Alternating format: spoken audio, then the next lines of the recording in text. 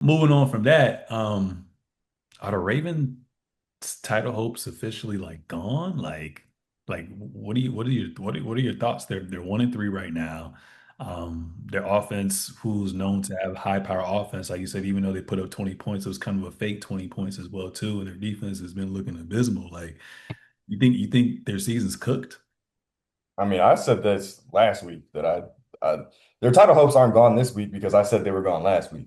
Like Hmm. I've already been off of them. I think that this just proves it again. Like they're not good in the big moments, in the right moments, and like to come out of their conference, you're gonna have to either play Josh Allen or Mahomes, more than likely. And he just can't play them. Like I don't know what it is. I think that the James Harden comp is like Yeah. perfect.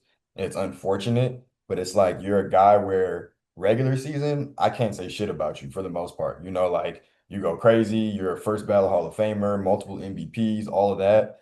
But like when it actually matters in games that really decide something, you're like a no-show. And I think this is just like a microcosm of that. Like I know it's a regular season game, but whenever he plays the Chiefs, whether it's the post or regular season, it's like I saw a graphic where he threw, I think, like 7 or 8 picks or something like that last year.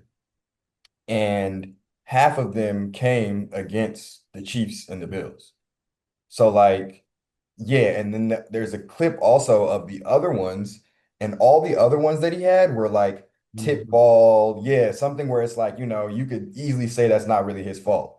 I really think he has like a mental thing about the same way. What was it that DeRozan and Kyle Lowry would talk about, like the LeBronto thing? Like that really was in their heads. I think that this sports psychology thing is real, like when somebody keeps beating you down, I think it has an effect on how you play. And to me, it's like that's the thing that unless they either again change the coach or the quarterback, I don't think you're going to change the quarterback. So I feel like you got to at least change something, but I have no faith in this team going. I didn't have any faith last week, and now with one more loss, I definitely don't have any more faith. And Lamar might be out 2 to 3 weeks, they said. Yeah, so Lamar has that hamstring injury. He wasn't able to finish basically towards the end of the game as well too. But kind of like I always said last week, I mean, at the end of the day, we're going to rate teams from their quarterback. That's just how the league works, how NFL works, how football works as well too. But I'll probably give him about 50% of the blame, and then the rest goes to the coach and what their identity has always been, which is defense. But even going to offense right now, obviously a little concerning. Like you said, Lamar Jackson has a hamstring injury. We don't know how long that's going to be. Hamstring injuries, pulled muscle, so that's one of the trickiest injuries to kind of rush and come back to. So we'll see what happens with that. They're missing one of their premier offensive tackles and Ronnie Stanley. That's tough as well too. And then I think defensively, from going in from the availability to going towards the end of the game, they were missing like seven key people as well too. They were Mm-hmm. defensive tackle. I think his name is Madubuike. I can't BK. remember his name. Yeah. Two linebackers with Kyle Van Noy, and Roquan Smith, and missing Marlon Humphreys, Nate Wiggins, and their defense has given up the most points throughout these first 4 weeks.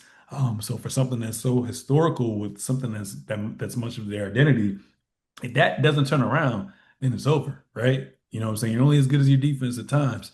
And it's crazy because, like you said, he may not he's not playing up to par against these top tier teams, these favorites that we have coming out of the AFC.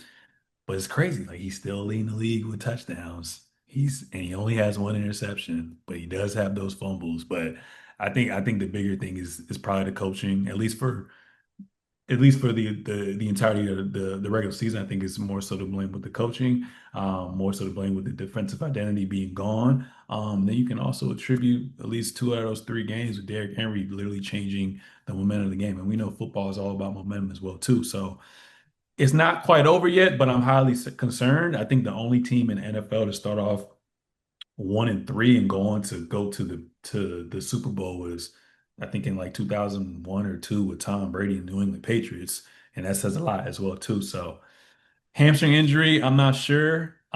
It's kind of crazy. The only luck they kind of have on their side right now is probably because I don't really take that division too serious with the Browns. Like you just announced to me that I just found out They're about to go with a new quarterback. They're not probably going to win anytime soon. Then you got the Bengals who are getting dismantled now with no Joe Burrow. We're going to talk about that a little bit later as well too. And the Steelers, for some odd reason, always find a way to get in the playoffs. So maybe they can get a wild card and run it up. But right now, it's looking tough right now. It's looking tough right